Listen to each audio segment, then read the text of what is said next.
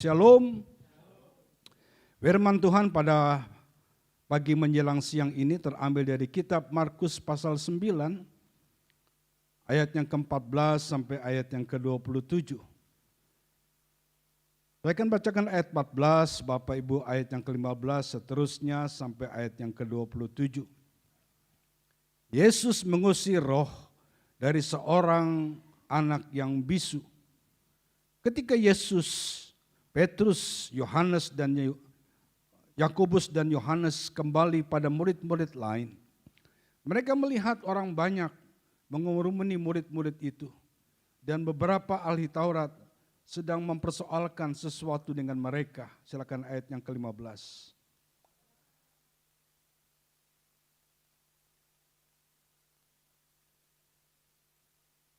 Lalu Yesus bertanya kepada mereka, apa yang kamu persoalkan dengan mereka?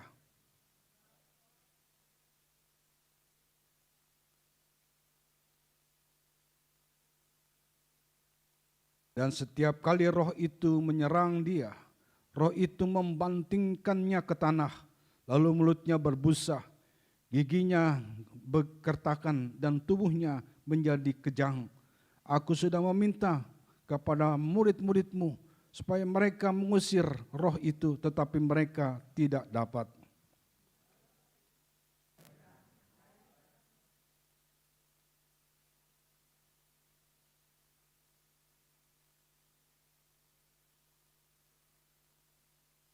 Lalu mereka membawanya kepadanya. Waktu itu roh itu melihat Yesus, anak itu segera digoncang-goncangnya. Dan anak itu terpelanting ke tanah dan terguling-guling, sedang mulutnya berbusa.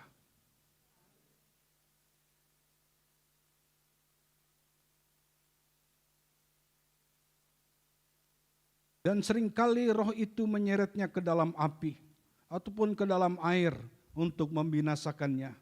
Sebab itu jika engkau dapat berbuat sesuatu, tolonglah kami dan kasihanilah kami.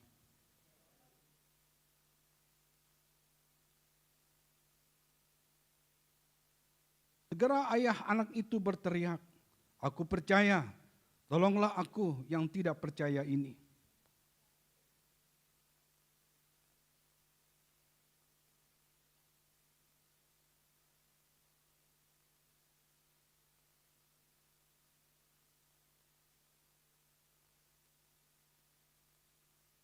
Lalu keluarlah roh itu sambil berteriak dan menggoncang-goncangkan anak itu dengan hebatnya. Anak itu kelihatannya seperti orang mati, sehingga orang banyak yang berkata, ia sudah mati.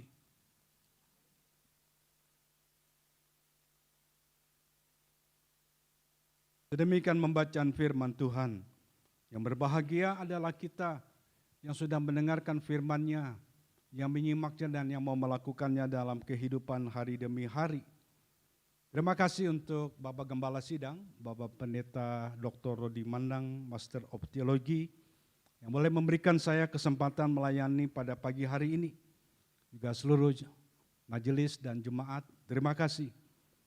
Dan juga saya melihat ada Bapak Pendeta Riki Mulyoto di sana, luar biasa, boleh bertemu. Sudah lama nggak ketemu. Puji Tuhan. Bapak Ibu yang saya kasih dalam Tuhan, sesuai dengan tema yang diberikan oleh gereja GKRI Karmel di tempat ini. Maka tema daripada firman Allah pada pagi hari ini adalah sudah berapa lama. Dan terambil dari kitab Markus pasal 9 ini ayat 14 sampai ayat yang ke-27. Bapak Ibu yang saya kasih dalam Tuhan, ada seorang pendeta besar di kota Dallas bernama Chuck Swindoll. Dia berkata begini, bahwa orang Kristen itu terkadang harus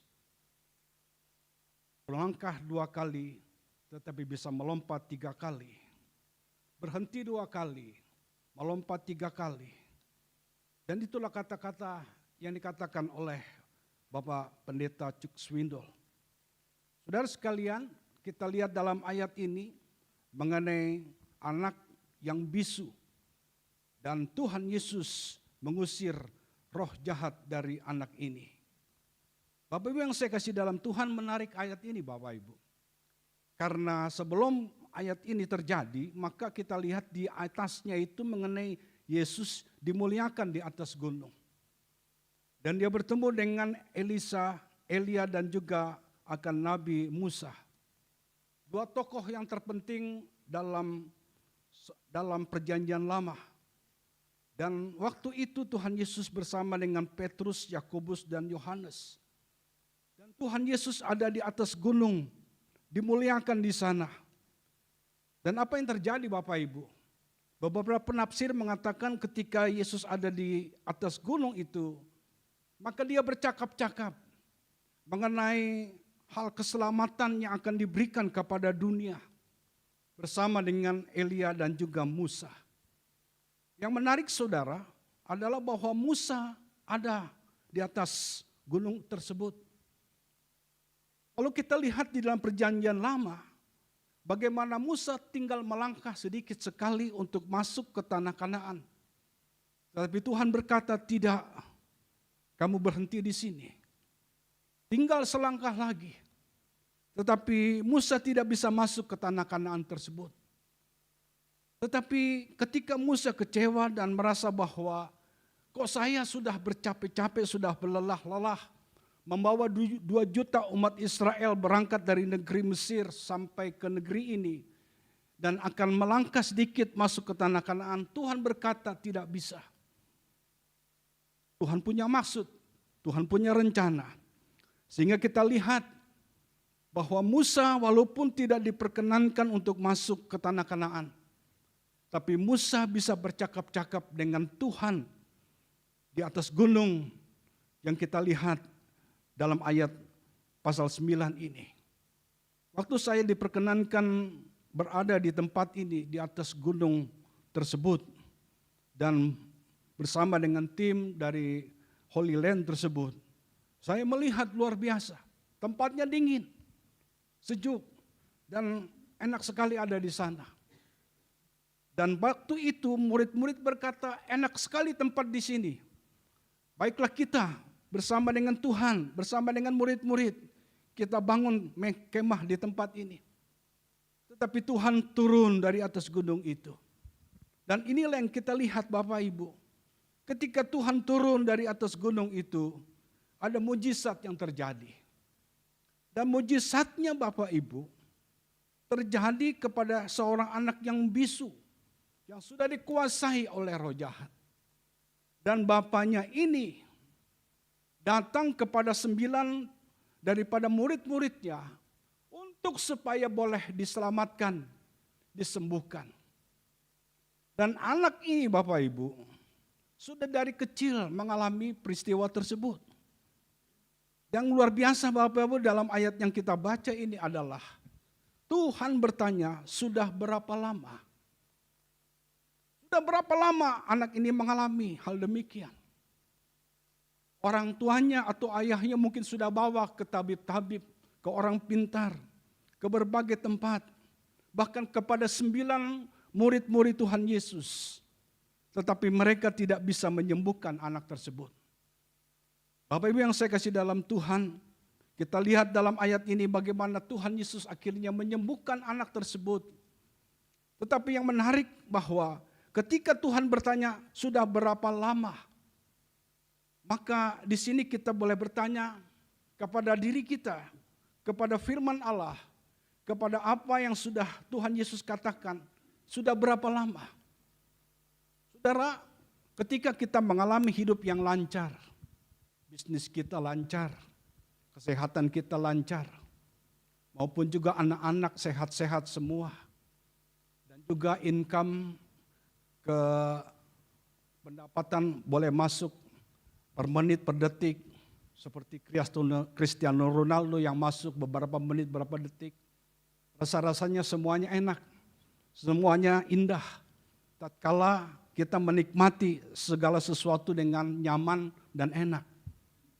Tetapi ketika kita menghadapi seperti ayahnya ini, ayah anak ini yang mengalami berbagai kesulitan dan tantangan yang begitu hebat, yang ingin supaya anaknya bisa sembuh. Saudara, kita pun ingin sembuh dari sakit. Saya mengalami sakit. tanggal 1 Januari kemarin, pas tanggal 31 Desember, jam 12 malam, tiba-tiba badan ini bergetar. Dan saya panggil istri, dan istri kami ini cantik dan sangat mengasihi saya. Sehingga terus-menerus berdoa supaya sembuh total hingga saat ini. Luar biasa, Tuhan memberikan yang terbaik. Bapak Ibu, ketika mengalami hal demikian, maka saya berkata, wah, ini gejala apa? Maka dari jam 12 malam itu, di tengah-tengah adanya kembang api dan juga petasan yang meledak begitu besarnya dan begitu hebatnya, badan ini tetap bergetar. Dan apa yang terjadi Bapak Ibu? Jam 9 pagi saya pergi ke klinik untuk mengecek akan keadaan kami ini. Dan diberikan obat oleh dokter. Dan dokter berkata bahwa ini obatnya harus diminum. Sesudah saya minum Bapak Ibu, maka badan ini 1 jam kemudian bergetar lagi. Saya kembali lagi ke klinik itu dan berkata kepada dokter itu, dokter, kenapa badan saya masih seperti ini? Maka dia berkata, coba di EKG. Sesudah di EKG Bapak Ibu, maka dokter itu berkata, wah ada penyumbatan ini. Jadi Ibu Gembala, Ibu Dece berkata, hati-hati kalau badan sudah mulai ada kesemutan katanya. Harus segera cek, karena itu mungkin tanda-tanda di atas 50 tahun. Ibu Gembala ditangani oleh dokter Terawan, luar biasa. Saya ditangani oleh dokter Kris yang ada di klinik Beranti, saudara ya. Tetapi saudara sekalian, ketika dicek maka ada penyumbatan dan harus ke rumah sakit Hermina di Kemayoran. Dan sesudah dilihat maka dokter berkata bahwa harus masuk IGD dan harus dilihat masukkan kateter lewat tangan kanan kami ini. Dan sesudah diperiksa, Bapak harus di ring. Tapi tidak bisa di ring karena 14 tahun yang lalu ketika saya juga masih ada di GKR Karmel ini. Saya pernah di ring Bapak Ibu. Sehingga tidak bisa di ring. Ya. Biasanya ring itu ada di tangan kanan ini kan biasanya. Tapi ini harus masuk ke dalam dan tidak bisa di ring. Tapi waktu itu Bapak Ibu, saya berkata bahwa nggak apa-apalah dokter. Mau diapainkah tubuh kami ini, yang penting adalah bahwa Tuhan Yesus menyertai akan tubuh ini. Saudara sekalian, sesudah itu saya ada di isolasi selama 6 hari dan mulai sembuh. Dan tanggal 1 Februari kemarin cek dokter lagi. Dan dokter berkata, kamu berobat jalan saja. Bapak Ibu yang saya kasih dalam Tuhan, setiap orang ingin sembuh. Termasuk ayah dari anak yang mengalami sakit yang begitu luar biasa ini. Tetapi kita lihat dalam ayat ini, bagaimana pengorbanan seorang ayah. Dia tetap ingin bawa. Dan ketika dia lihat Tuhan Yesus, maka dia berkata, Guru, anakku ini sudah dibawa kepadamu karena ia kerasukan roh yang membisukan dia. Sudah dimasuki oleh kuasa gelap, dikuasai oleh roh-roh setan itu, maka dia dibisukan dan dibanting-banting, sehingga mulutnya berbusa dan badannya kejang-kejang. Saudara sekalian, ayahnya ini sungguh rindu supaya anaknya bisa sembuh. Dan setiap orang pun ingin sembuh. Termasuk dari ayah yang memiliki anak yang dikuasai oleh roh jahat ini. Saudara yang saya kasih dalam Tuhan, tetapi ketika kita bertanya di dalam ayat yang ke-21 itu, sudah berapa lama? Ini pertanyaan yang seringkali juga terjadi dalam hidup kita. Sudah berapa lama kita mengalami hal seperti ini? Dan ini pernah ditanyakan oleh Habakuk. Dalam kitab Habakuk pasal 1, bagaimana Habakuk bertanya kepada Tuhan, sudah berapa lama dan berapa lama kami melihat hal seperti ini? Adanya pertikaian di depan mata bangsa Yehuda ini. Dan waktu itu Bapak Ibu, Tuhan tidak langsung menjawab doa daripada Nabi Habakuk. Malahan Tuhan kirimkan akan bangsa yang barbar itu dari negeri lain. Dari bangsa Babel itu untuk menghancurkan, melumatkan akan bangsa Israel. Betapa Nabi Habakuk bertanya kepada Tuhan, Tuhan sudah mengalami hal seperti ini. Kok Tuhan biarkan kami menghadapi lagi akan situasi yang genting, yaitu adanya bangsa barbar menghancurkan negeri Israel. Dia bertanya, berapa lama lagi Tuhan? Saudara sekalian yang saya kasih dalam Tuhan. Ibu, adalah ketika kita mengalami sakit penyakit, tantangan penderitaan, kesusahan. Seolah-olah Tuhan itu diam. Seolah-olah Tuhan itu tidak ada. Seolah-olah Tuhan meninggalkan kita.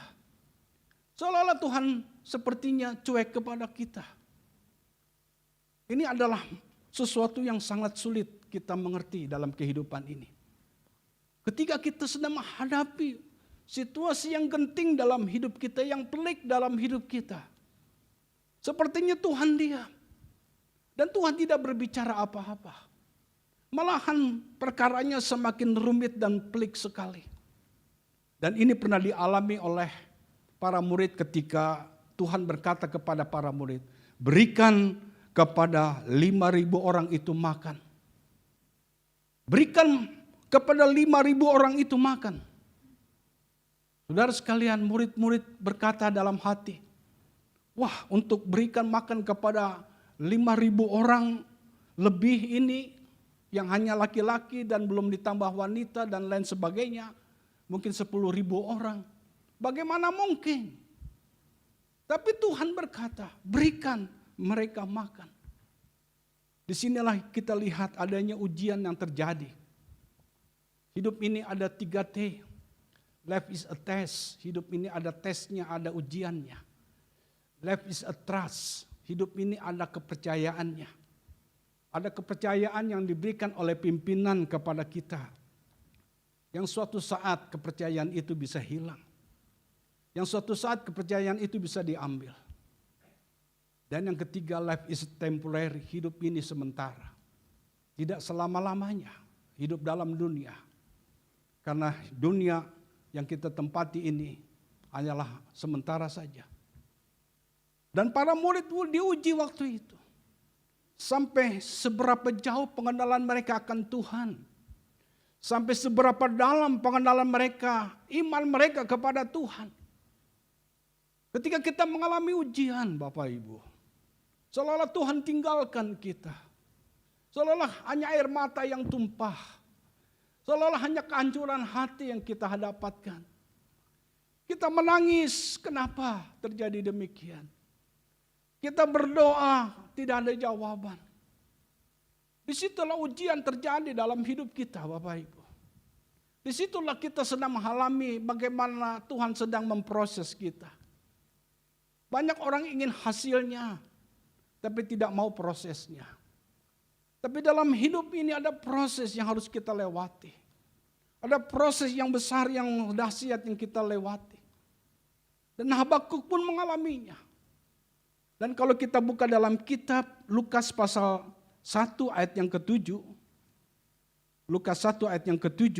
Bagaimana Elisabet dan Zakaria. Dalam ayat yang ke-7. Tetapi mereka tidak mempunyai anak. Sebab Elisabet mandul dan keduanya telah lanjut umurnya. Lukas 1 ayat yang ke-7. Saudara, ini hebat dan luar biasa. Karena dalam ayat yang ke-6, Lukas 1 ayat yang ke-6, keduanya adalah benar di hadapan Allah dan hidup menurut segala perintah dan ketetapan Tuhan dengan tidak bercacat.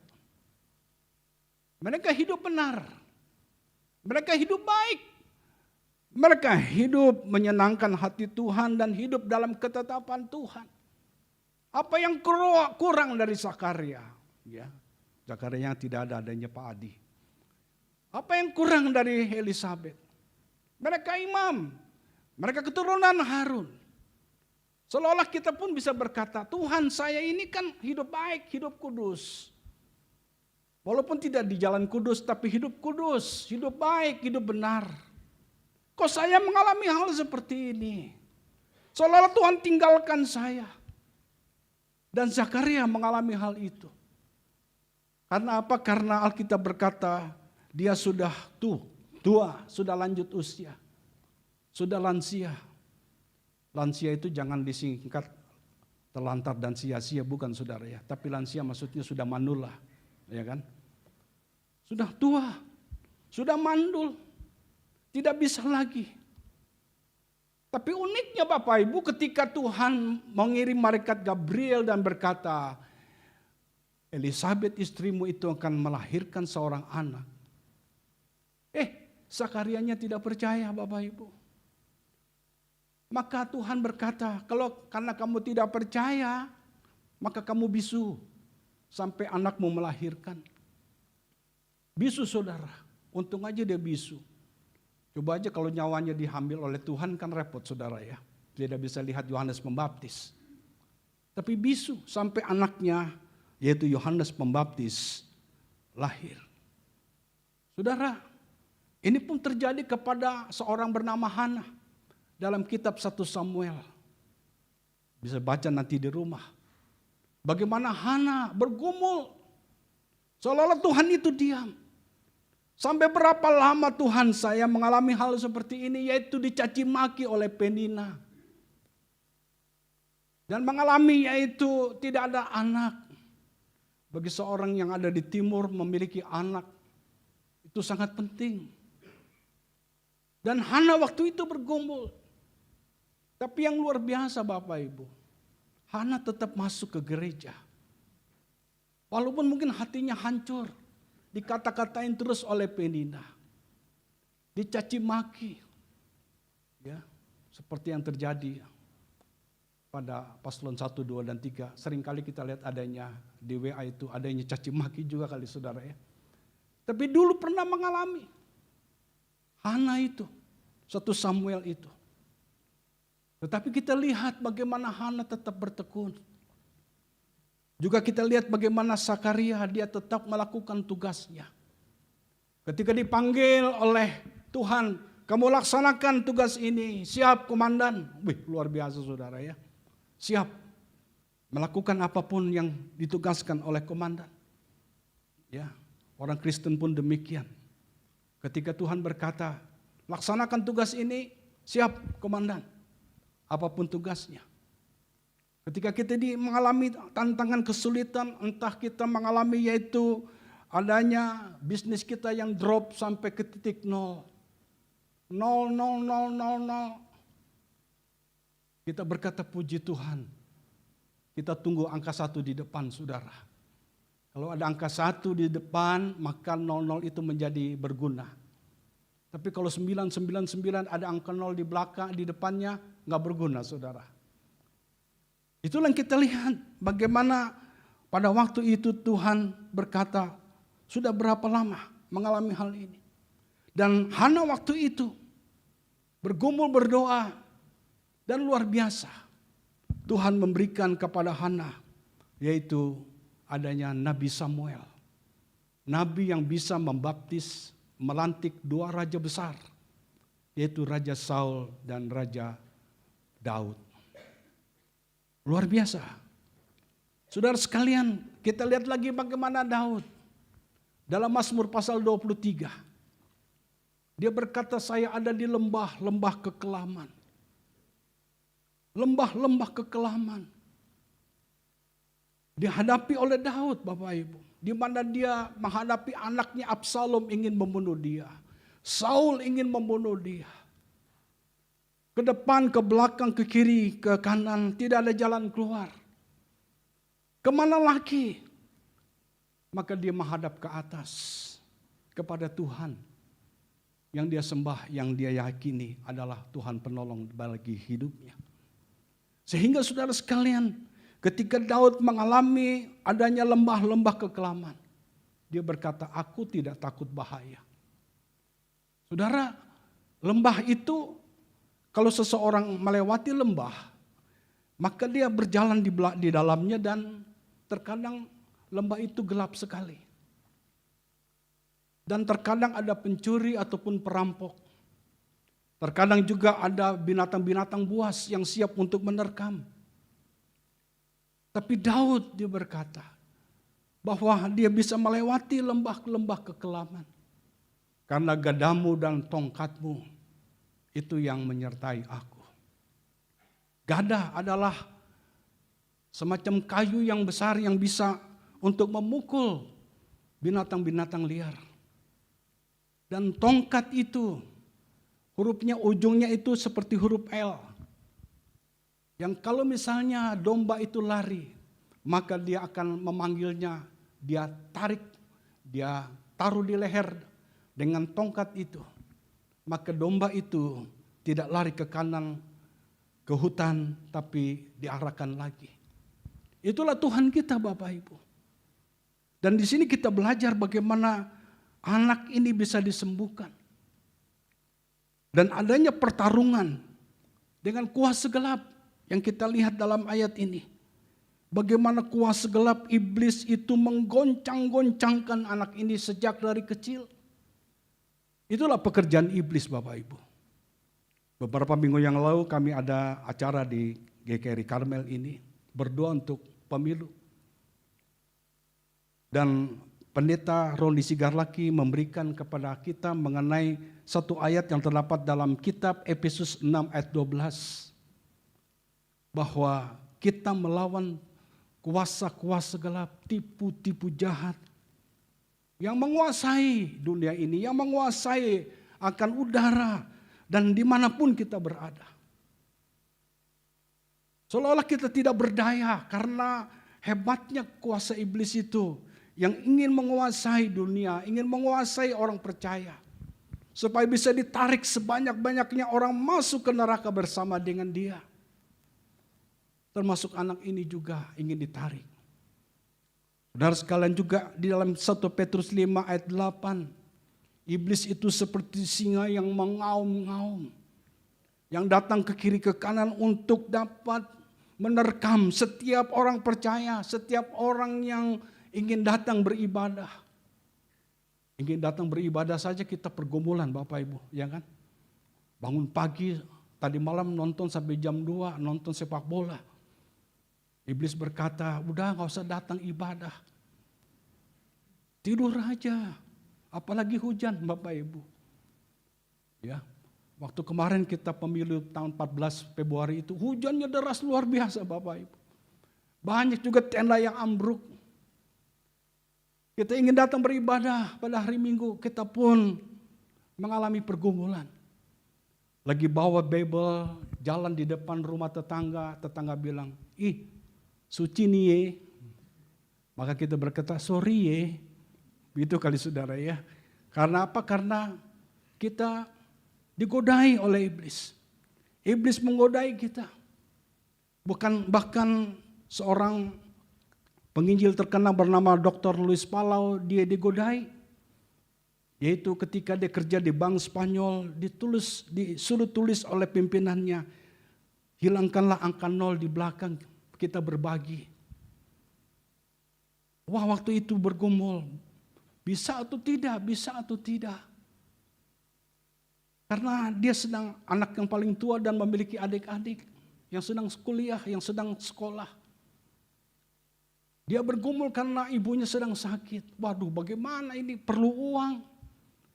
Dan bos berkata harus tuliskan angka 0 itu dihilangkan supaya kita dapatkan fee-nya, dapat uangnya.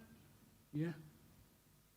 Tetapi di tengah pergumulan itu, dia berdoa mohon belas kasihan Tuhan, mohon hikmat Tuhan. Dan akhirnya dia keluar sebagai pemenang. Dia berkata tidak bisa pimpinan. Karena iman Kristen saya berkata, saya tidak boleh melakukan hal demikian. Saudara, dia dikeluarkan, dipecat. Dan waktu itu dia bergumul, waduh bagaimana dengan masa depan saya, bagaimana dengan adik-adik saya, bagaimana dengan keluarga saya. Tetapi sesudah itu Tuhan bukakan jalan bagi Dr. Luis Palau ini. Saudara, sehingga dia menjadi seorang penginjil terkenal di Argentina, bahkan ke seluruh dunia. Tuhan ingin berkata kepada Dr. Luis Palau, jangan hanya kamu ada di dalam kandangmu di bank itu, jangan, keluar. Keluar dari zona nyamanmu, keluar daripada segala sesuatu yang terjadi dalam hidupmu. Jangan pikirkan adikmu, aku yang bertanggung jawab. Jangan pikirkan mengenai anak ibumu, aku yang bertanggung jawab. Aku panggil kamu dan aku utus engkau. Dan dia taat Bapak Ibu. Dan luar biasa, Tuhan berkati. Sehingga dia menjadi penginjil terkenal. Saudara, dalam hidup kita seringkali kita mengalami penderitaan. Disingkirkan oleh pimpinan kita dan ada di tempat yang kering. Hanya sebagai OB saja, office boy, tahun demi tahun, bulan demi bulan, tidak ada perkembangan. Penderitaan itu begitu menyakitkan. Sehingga kita berkata, sampai berapa lama saya mengalami hal seperti ini. Dan iblis pun berkata, sudahlah, kamu bunuh diri, kamu melakukan ini, itu, dan sebagainya. Dalam penderitaan seringkali Tuhan sedang menguji iman kita. Amin Bapak Ibu. Dan itulah yang terjadi dalam ayat yang kita baca ini. Sehingga Tuhan berkata, bagi Tuhan tidak ada perkara yang mustahil. Dalam ayat yang ke-23. Katamu jika engkau dapat, tidak ada yang mustahil bagi orang yang percaya. Saudara, dalam penderitaan kita mengalami hal demikian. Seperti pedagang tahu itu Bapak Ibu. Pedagang tahu ini adalah seorang yang sangat begitu baik sekali.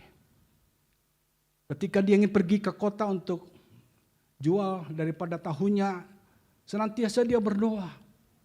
Berdoa dan berdoa. Dan Tuhan berkati dia. Tapi suatu saat Bapak Ibu, pedagang tahu ini mengalami, yaitu ketika dia sedang berangkat untuk menuju kepada tepi jalan untuk menunggu angkot atau colt itu. Dia terperosok, terjerembab, masuk sungai dan tahunya hancur. Dia berkata dalam hati, Tuhan, saya kan orang benar, saya orang suci, saya orang baik, saya berdoa kepadamu, tapi kenapa saya mengalami, yaitu harus terperosok ke dalam sungai ini. Tahu-tahu saya hancur. Dia nangis. Dia pulang. Tapi 3 jam kemudian ada siaran radio yang berkata, colt itu yang harus ditumpanginya masuk ke jurang dan semua penumpangnya mati. Hanya dia sendiri yang hidup. Wow. Tetapi yang lebih luar biasa lagi, sorenya itu ada pengusaha yang datang dan berkata, adakah di sini makanan yang sudah hancur tahu, kami ingin beli karena untuk makanan bebek sebagai pengusaha. Wah, dia senang sekali. Oh Tuhan, terima kasih. Artinya saudara, bahwa di balik penderitaan yang kita alami, ada maksud dan rencana Tuhan yang indah. Amin Bapak Ibu. Di balik masalah pergumulan yang kita hadapi dalam hidup kita, jangan takut, jangan undur. Tetap percaya. Seperti orang ini, dia ragu-ragu mengenai kuasa Tuhan. Ragu-ragu goncang dan bimbang. Ragu-bim, saudara. Tetapi dia makin percaya karena dia berkata dalam ayat ini, kasihanilah kami. Dan Tuhan berkata, jika engkau dapat, tidak ada yang mustahil. Dan orang ini berteriak, sampai mungkin seluruh tetangganya dengar, aku percaya, tolonglah aku yang tidak percaya ini. Tolonglah aku.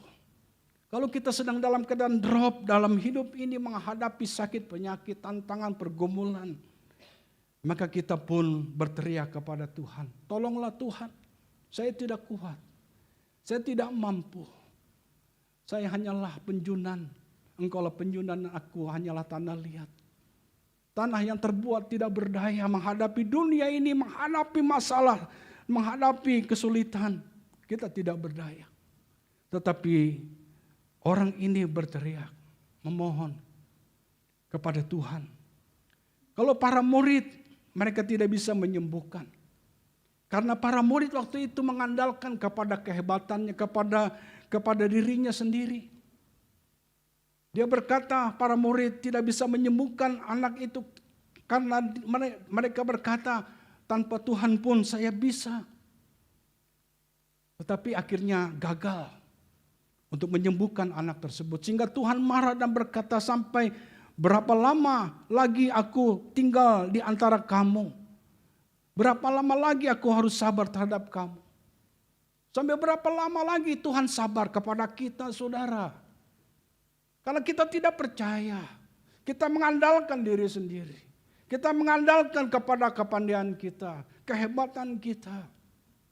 Sampai berapa lama kita terus bergejolak hidup ini dengan diri kita sendiri. Seperti para murid ini.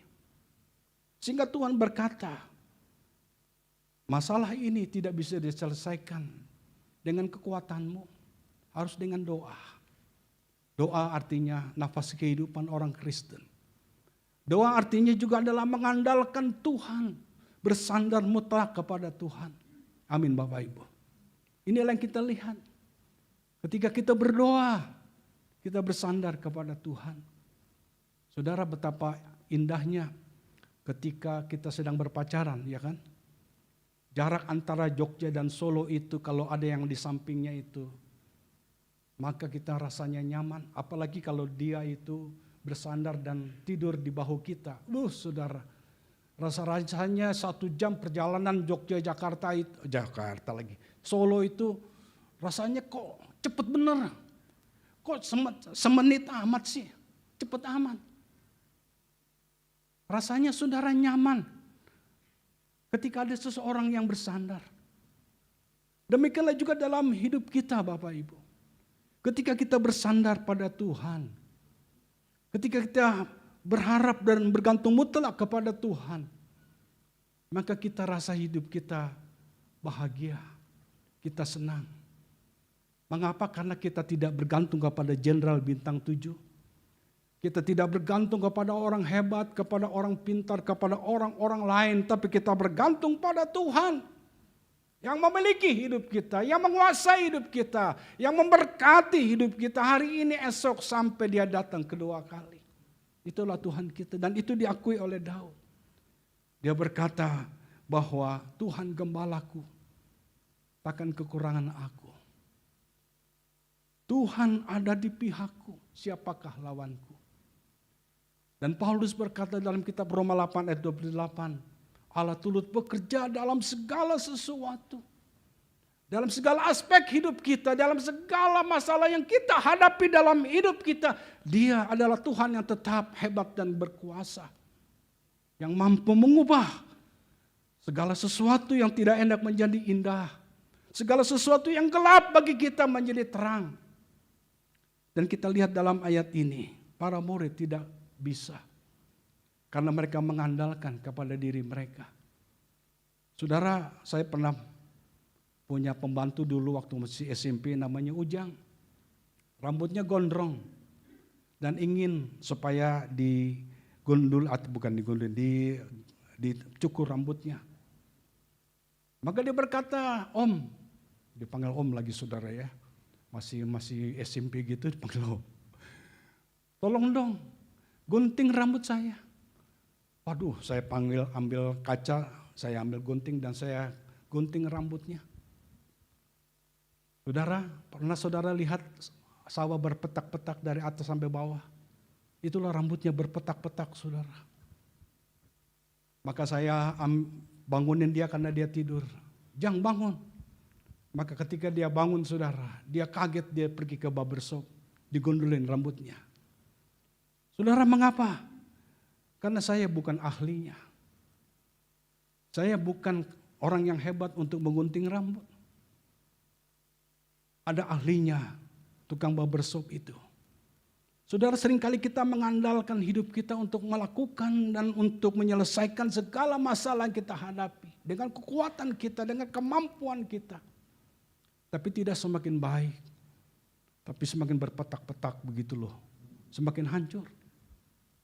Barulah sesudah hancur kita bawa kepada Tuhan. Tuhan, inilah hidupku. Pasti Tuhan berkata, loh sudah hancur begini baru kamu bawa kepada saya. Bagaimana ceritanya?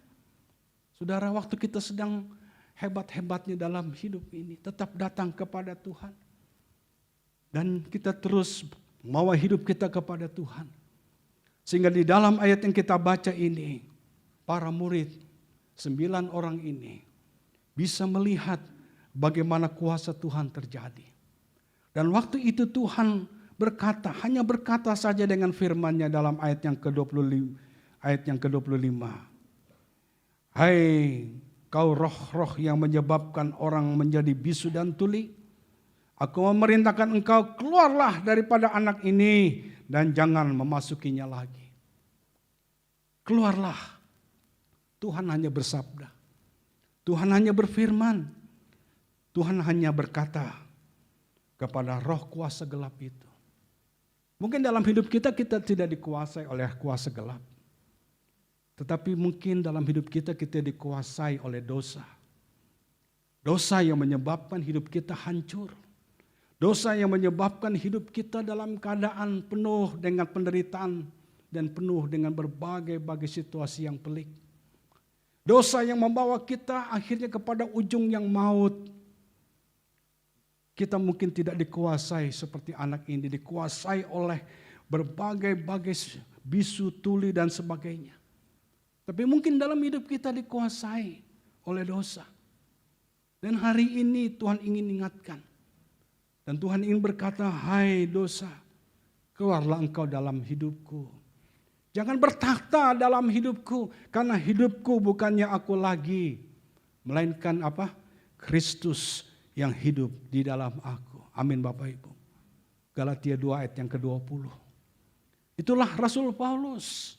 Dulunya dia adalah seorang yang ingin membunuh orang Kristen, ingin menyakiti orang Kristen, ingin mengejar orang Kristen. Di mana ada orang Kristen ditangkap. Salah satunya Stefanus dibunuh oleh dia. Dilempari oleh batu. Tetapi yang terjadi Bapak Ibu, luar biasa.